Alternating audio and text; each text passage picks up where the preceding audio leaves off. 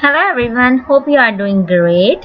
So now guys, if you want to remove additional spaces between the first name and last name, how to do this? So here's very easy trick.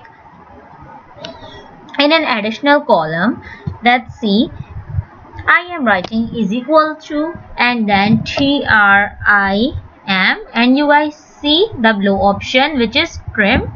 So now click on tab on your keyboard, then in open bracket you have to select the full name row which is A3, and then bracket close and press enter. So you guys see the results have been successfully updated and all the additional spaces have been removed successfully. Now drop down and you guys see there is no additional spaces between these names. So guys, thank you very much.